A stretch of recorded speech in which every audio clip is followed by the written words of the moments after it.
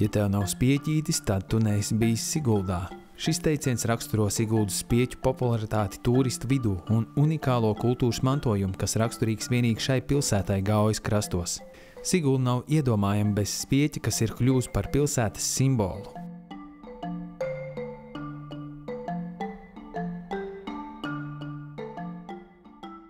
Krūklis vislabāk, tas ir, piemēram, visvieglāk viņu strādāt. Viņš ir brūns un mazāk darba pie viņa, mazāk jāslīpē, vieglāk locās. Šie ir, pieņemsim, kārkļi, un tie vairāk patīk ārzemniekiem. Jo krūklis ir brūnais, tos atkal latvieši vairāk pērk, bet vispār izturīgāk arī ir kārkļi un ievas pēc būtības. Jo ir cilvēki īstenībā arī, kas pērk vecāki gājumi cilvēki, lai vieglāk staigātu. Tāpēc arī, piemēram, ievas un kārkļi ir labāki. Bet, arī grūtāk meklēt ir ievas, jo viņas ir mazāk. Kārkļi, piemēram, auga puduros un ļoti daudz. Tu, piemēram, redzi, šeit var redzēt pa vienam kaut kur tā kārkļi, viņu uzreiz tur 20, 30, tu pieeja pie viena pudura un zāģē, un uzreiz jau kauda sazāģē. Mūsdienās Siguldas apkārtnē vēl aizvien ir vairāki meistari, kuri turpina darināt spieķus. Lielākoties tās vienmēr ir bijušas no paudzes paudzē nodotas arodu prasmes. Tēvs no vecā tēva iemācījās taisīt. Vecais tēvs taisīja, mans tēvs taisīja, tad mēs esam, tad pēc tam brālis ar māsu arī taisīja. Vīri vecāki, kad atbrauc no Sibīrijas, viņiem iemācīja spieķus taisīt viens onkulītis no Turaidas. Viņi bija kopā bijuši izsūtījumā. Un tad viņi padomju laikos tos spieķus taisīja. Bija viens laiks, kad ļoti tur tā milicija sāka uzdarboties un sāka ķerstīt spieķu taisītājs, jo tad tā skaitījās spekulācija droši vien. Un tad viņi pārtrauca. Un tad, kad mēs pārcēlāmies uz šejienu dzīvot ar bērniem, no šejienes diezgan grūti kaut kur izbraukāt uz darbiem. Un tad bija tāds laiks, kad arī to darbu tā īpaši tik viegli nevarēja dabūt. Tad mēs atkal atjaunojām to spieķu ražošanu. No sākuma jau tā ražošana bija tāda mazā apjomā, bet vēlāk ar vien pieauga, un tagad jau tāda neko citu arī nedaram tā nopietni ar tiem spieķiem.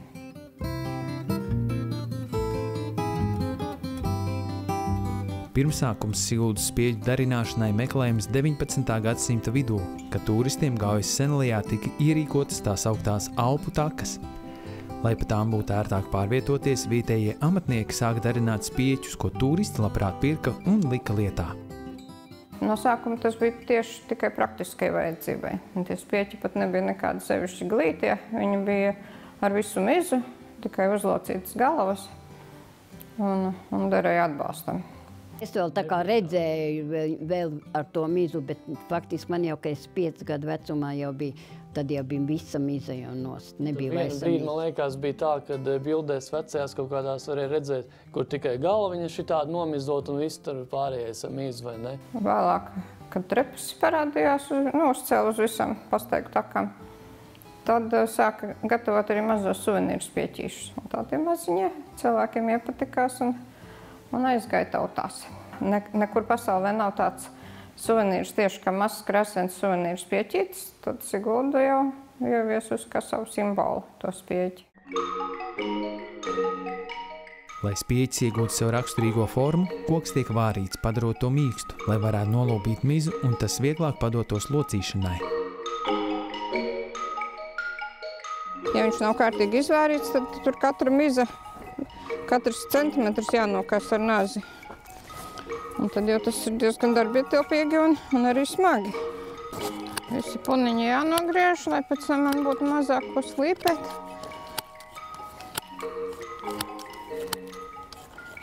Ja kāds izteiksmīgāks, tad to atstāja, lai būtu interesantāk. Pietiek tur viens mājas gariņš. Nevajag, lai būtu viss spieķis vienās zaru vietās, un tad jau viss ar mājas gariem vien. Nekur tā vairs nav vietas ornamentam. Bet jā, īstenībā pirmos izpērk tos, kur ir tie puniņi, tādi atstāti deguntiņi mājas gariem.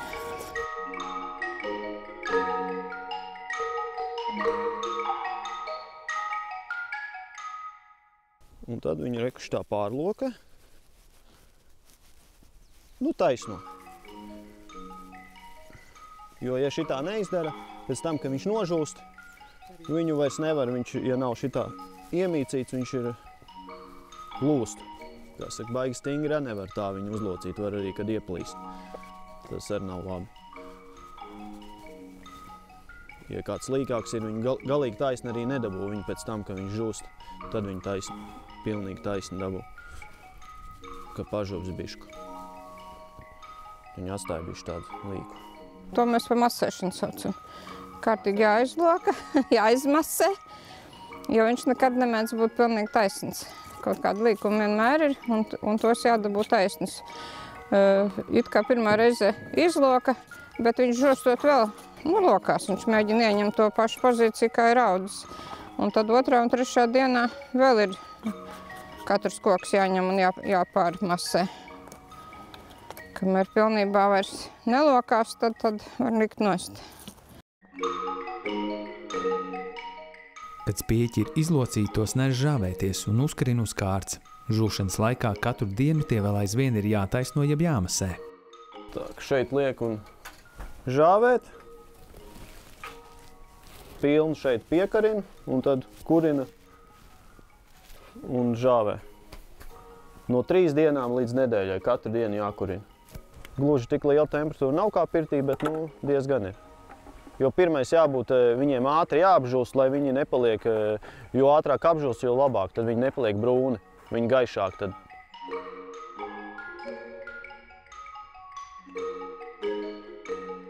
Kad tas spieķis ir nožuvis kārtīgi, tad šo drāti, ar ko viņš bija nofiksēts, vienkārši noņem nost, un tad viņš ir jāapzāģē. Visu, kas ir liekas, jānozāģē.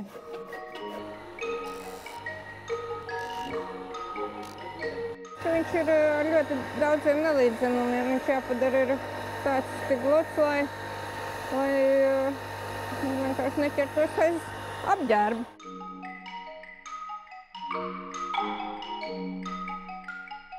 Kad smukāks zars, tad atstāj, bet ja nav tik smuks, tad viņi tāpatās.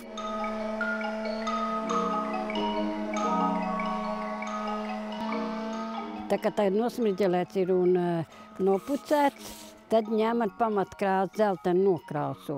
Lai tā krāsa varbūt būtu vienāda, te daži tie baltumiņi, lai tad nebūtu, ir jau var atstāt tāpatās. Slīpējot viņš atšķirās un pēc tam, kad saulē viņš pastāv, kad tu uzliec, tirgoties, vairākas dienas pastāv, kur tu esi slīpējis, tur tās vietas tāds baltas paliek. Viņš tāds plankumains ir. Tad, kad tu nokrāsot, viņš viss vienmērīgs ir arī pēc nedēļas un pēc mēneša un pēc gada.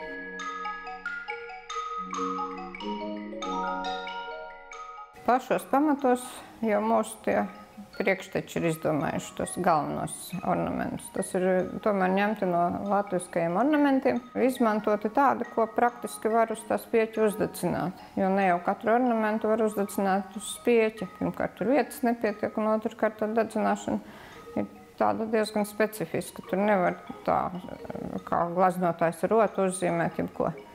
Tur var taisnas līnijas un taisnas ornamentus. Un tad no viņiem var sakombinēt kaut ko, kas ir, teiksim, āras zīme, laimas zīme, tad spirālīte un kāpnītes un uz zaru vietām. Man ir mājas gariņi. Reizēm es arī lielāko daļu noslīpēnuši tādiem puniņiem, bet reizēm ir arī interesanti, ka vesela gariņu ģimenīte tiek iededzināta.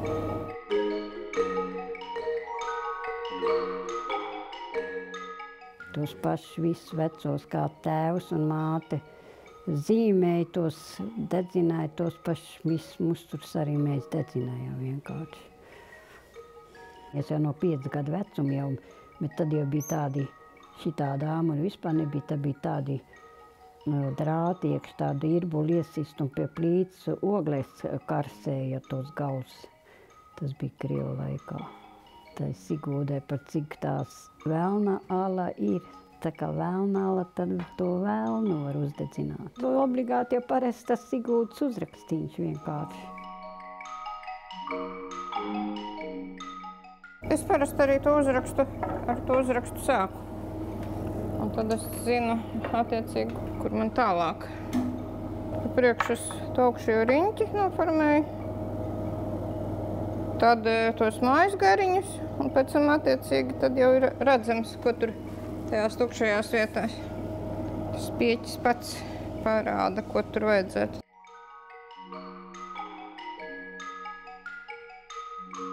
Tad, kad sāka viņus krāsot, tad jau ar tām tušām arī nebija nekādas izvēles. Sarkanā un zaļā tuša, tā arī bija pirmsākumos dabojama. Visiem ir zaļa un sarkana, nevienam meistaram nav savādāks. Mēs tur kādreiz pamēģināja drusciņā baltu un ar kaut kādu zilu, bet tad cilvēki negribēja tādus. Tomēr visu šito zaļo un sarkano vairāk kaut kā.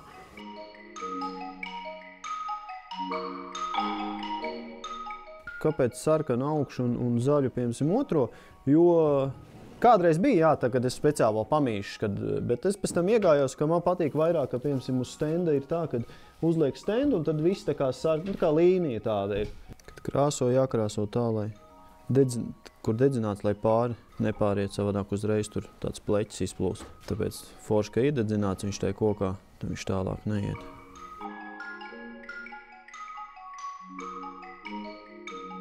Sēņas man ir sarkanas, un tad atkal attiecīgi jāskatās, kas tur kādā krāsā pārējo laukumu.